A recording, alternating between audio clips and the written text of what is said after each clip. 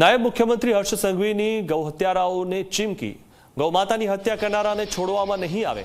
ગૌહત્યાના 2 દોષિતોને આજીવન કેદની સજા કરાવી છે તેવું પણ ડેપ્યુટી સીએમએ કીધું।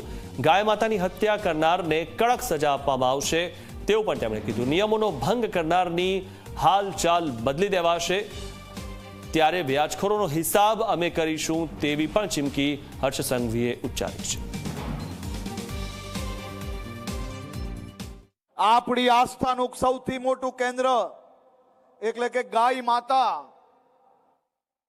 અને એ ગાય માતાને બચાવવા માટે ગૌ હત્યા પર પ્રતિબંધ લાવનાર કોઈ બીજું નહીં, આપણા લોકપ્રિય નેતા આદરણીય શ્રી નરેન્દ્રભાઈ મોદીજી હતા।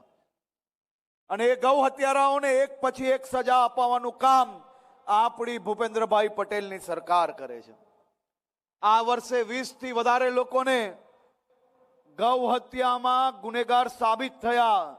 7 વર્ષથી વધારે સજા થઈ।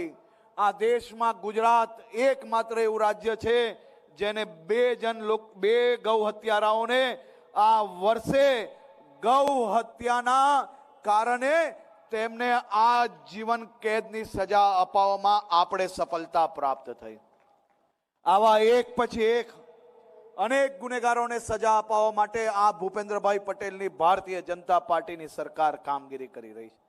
આપણા આશીર્વાદ લેવા આવ્યો હતો, આજે થોડો વહેલો આવી ગયો, અને આપના આશીર્વાદથી ગુજરાતના એક લુખ્ખાઓ, ગુંડાઓ સીધા ચાલી ના શકે ને એવો હાલ કર્યો છે। ને હજી આપના આશીર્વાદથી આ બધા જ લોકોને એકનો હિસાબ કરવા માટે આપણે કામગીરી કરી રહ્યા છીએ।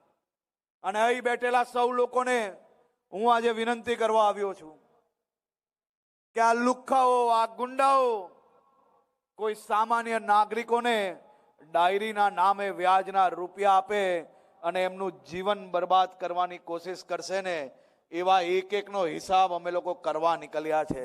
આ અભિયાન નથી ચાલતી, આવા લુખ્ખાઓ અને આવા ગુંડાઓની સામે એક પ્રકારની જંગ ચાલે છે। આ પ્રકારના લોકોને સીધા કરવા માટે અમે સૌ લોકો કામ કરી રહ્યા છે।